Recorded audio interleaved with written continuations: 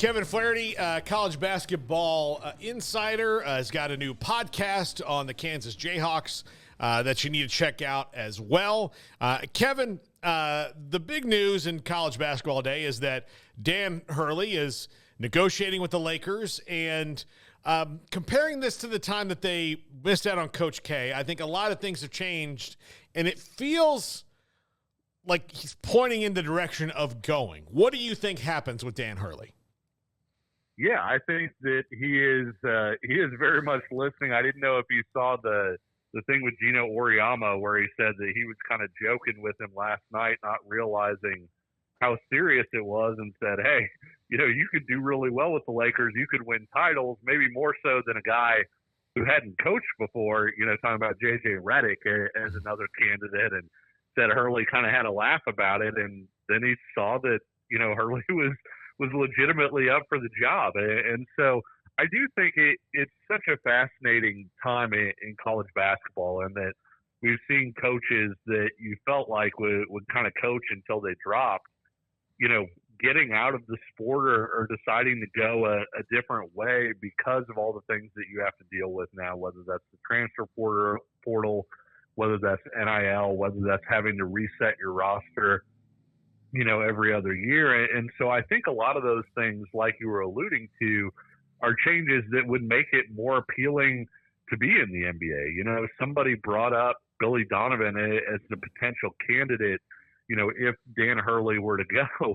And the argument against Billy Donovan, of course, is Billy Donovan didn't love recruiting before all of this stuff. So I'm not sure that this is going to be any more appealing. But no, I think it's not a done deal, and it's important to emphasize that, because as these things can kind of get down to where you're crossing your T's and dotting your I's and still go south. But at the same time, as of right now, it's something that it wouldn't surprise me at all to see this thing get finished. Kevin, we were talking about this a couple of segments ago. It really does feel far-fetched that a guy would go from the pro ranks to the college ranks, whether you're talking about basketball or football, but plenty of reasons why someone would do so vice versa, specifically because recruiting is a 24/7 gig, 365 now, on top of the fact that you're constantly having to recruit your own guys. I set all that up, though, to ask you, if you're listing the pros and cons of going from pro to college, is there anything in the pros list for a college job over a pro job with basketball? Yeah, I think so. I think when you look at a guy like, say, Bill Self, who is somebody that gets the odd, hey, he could go to the NBA type thing, one of the things that he's talked about is, the lack of autonomy at the NBA level. And so, he's able to kind of control every aspect of the Kansas program and do pretty well at it. Whereas if you go to the pros, generally speaking, if you go to a bad place, you may not be there very long, because they don't tend to have great job security there. If you go to a good place, chances are that team is going to have a star player or two. And in most cases, they've invested a lot more money into that player than they have into you. And so, being able to really get after your team in a way that, you can say, hey, you're not doing this right, you need to change this. It sounds like something that, coaches everywhere would be able to do, but we've seen that that's not necessarily the case at the NBA level. And it's kind of interesting, because you look at Jason Kidd now and the success that he's having when he was with the Milwaukee Bucks. That was something that a lot of people brought up, that he was too hostile, that he got after players too much, and there were relationship things there. And so when you look at it from the other way, yeah, there are some college coaches that aren't going to like going to the NBA because of some of those reasons. And there are some college coaches that might head to the NBA, maybe not realizing those things will be an issue, and wind up not lasting a whole lot at that level. You look at John Beilein, I'm not sure he was ever really able to get buy-in when he went to the NBA, certainly not at the level that he was able to get at Michigan. What do you think happens to that roster if he leaves? Oh, it's a feeding frenzy, and it's a feeding frenzy because so many teams are a piece or two away, right? I know this is a Baylor show. You look at that Baylor roster, and you could use another center, right? I mean, you look at, I think the roster has one guy over 6'8" right now, and all of a sudden, if you have Paris Reed and Samson Johnson out there, it's a situation where a lot of teams are looking for sort of that one last guy to get them over the hump, and UConn happens to have a lot of those guys. You've got a 5-star recruit in Liam McNeely. You've got an experienced guard in Hassan Diarra. Aiden Mahaney just transferred there from St. Mary's. And so there are a lot of really appealing pieces there. It's part of the reason I think it would be fascinating. I know the candidate that seems to get brought up a lot if something does happen is Steve Peichel from Rutgers. And Rutgers has an incoming freshman class that has 2 5-star guys, 2, projected NBA lottery picks. What happens if those guys, then are able to hit the portal as well? But it's part of the reason I think maybe UConn's best move might be if he does wind up going to hire somebody like Luke Murray from that staff in an interim role, attack the head coaching job in full when it's at a better time in the cycle, because the risk of any coach taking that UConn job right now is their year one could be a huge struggle, because guys could leave and you don't have enough guys out there to replace them. And so I do think that UConn needs to kind of look at that too when they're trying to decide, do we hire an interim guy? Do we hire a permanent guy? Is continuity is probably going to be a fairly big thing. And if you hire somebody new, you might not get as good a candidate as you could have gotten, just because of that inherent risk of really having a rough year one if guys do wind up leaving. Hurley seems like such a complete package right now. Exceptional understanding of X's and O's on both the offensive and defensive end, and has a Zen-like quality that's very reminiscent of, let's say, a Phil Jackson. What do you think he needs to be better at in order to succeed at the NBA level if he ultimately does take this Lakers gig? Yeah, I'll be interested to see if he's able to kind of crawl onto his players at the same level.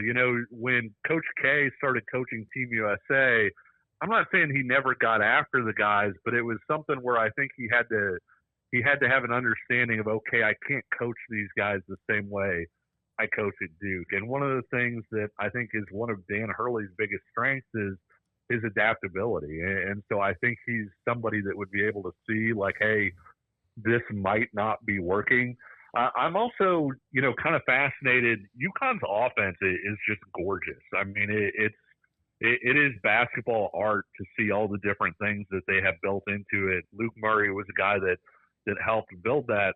But I also wonder what that would look like at the NBA level, where a lot of guys kind of, want to get the ball in their hands and make something happen, versus something that's going to involve all 5 players and make the defense defend all 5 players. I'm a little interested to see how that offense would translate. I think it would translate pretty well, but it also depends on your personnel buying in. Do you think Luke Murray is bound for a head coaching job soon? He's one of the better recruiters in the country. Liam McNeely, I think, was, he's the one who locked him down. And plus, he comes with a really cool side benefit. Yeah, I think so. I think when you look at the recruiting stuff, that would be a benefit in and of itself. I mean, we've seen, obviously, assistant coaches get head coaching jobs basically almost entirely based on the strength of their recruiting. In Luke Murray's case, the impact that he had in terms of sort of rebuilding UConn's offense and building that system, I think you can see the X's and O's kind of layered on top of that. And so I do think that he's bound for a head coaching job somewhere. I'd be really interested if Dan Hurley does wind up leaving, if they do decide to go, hey, we'll go interim with Luke Murray, are they able to keep all those guys in the fold? And if so, is this kind of an audition year for Luke Murray where he has a chance to prove that he should be a head coach at the UConn level, even if not it may only be a matter of time before we hear his name surface for other jobs. Assuming UConn does remain a favorite to win another championship next season, who do you think some of the main contenders are as we sit here in early June, Kevin? Yeah, this is kind of funny. I'm not as big into UConn for next year as a lot of people are. I think they're getting a Dan Hurley bump, and certainly deservedly so. But at the same time, I don't love that roster as a roster that's going to go and beat people in March. I think you give them the benefit of the doubt, but generally speaking, I'm not sure that they're quite as good as what everybody's thinking. The Big 12, it feels like, has about 35 potential title contenders. When you look at what Houston is bringing back, when you look at Kansas's roster, Iowa State, I think you don't want to say sneakily because a lot of people are projecting them as a top 5 team, but even with Houston and Kansas having what they have, it wouldn't surprise me a bit to see Iowa State win that league next year. A team that's kind of just off of that I think is interesting. Gonzaga brings back 5 guys who started, I think, at least 15 games this year, and adds back Steel Venters, who missed last year with the season-ending injury. They add in a couple key transfers as well. And so they've got that great mix of experience, depth, firepower. I think they could be the nation's best offense. And then Duke, just when you look at what they have around Cooper Flagg, the interesting thing with Duke is going to be whether that backcourt, whether Tyrese Proctor takes the step forward that a lot of people kind of have projected for him in the past. That backcourt is going to kind of decide that. But if you're just saying, hey, let's line up our chips and see who the most talented team is, there aren't a whole lot of teams that are going to be able to go man for man with Duke. And Flagg's ability to defend not just his guy, but block shots off the weak side and everything, that gives them a major advantage in March as well. Kansas had some news yesterday, obviously, with Elmarko Jackson getting hurt. They brought in the transfer from Mississippi State, which was in the works before that. How do they replace Elmarko Jackson, not only on the roster, just body-wise, but on the court? Because he was going to be – they were kind of counting on him to be a key rotational piece off the bench. Yeah, I think that Elmarko Jackson was a guy that you heard a lot of buzz about this offseason already.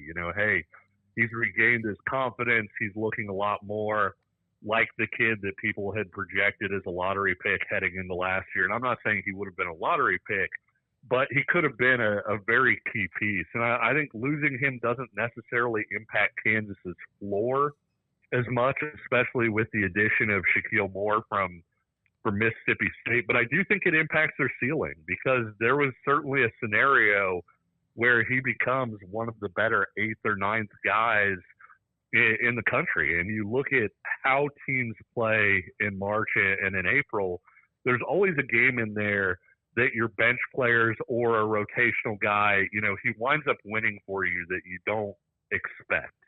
And I think that Elmarko had the ability to be that guy, to drop, say 12 points in a 5-point win in the Sweet 16 or Elite 8. And so Shaquille Moore, an incredibly experienced guy, has more than 60 starts over his career. But at the same time, I'm not sure that Moore gives them quite as much upside as Jackson did. Kansas is now at, I think, 12 scholarships. They have a decision to make, because they have a chance, potentially to win a national title this year, but they still have that NCAA penalty where they need to give up a scholarship either next year or this year. And so do you decide to go out and add a 13th guy to try and fill things out and sort of, make sure you've got all the bullets in the gun, so to speak? Or do you look at it, say, we're, reasonably complete. This is the year that we're going to take that scholarship away, and next year be back to 13 scholarships. It's an interesting choice for them to make. Kevin Flaherty. Kevin, tell them where they can find your podcast. Yeah, you guys can find my podcast on Apple Podcasts, YouTube, all that good stuff. It's the Pay Heed Podcast, and can find me on Twitter at KFlaherty, KCSN. All right, Kevin, always great to talk to you, buddy. We'll talk to you again soon. All right. Thanks a lot, guys. Thanks, Kevin. There you go. Kevin Flaherty, friend of the show, kind of one of our go-to college basketball guys.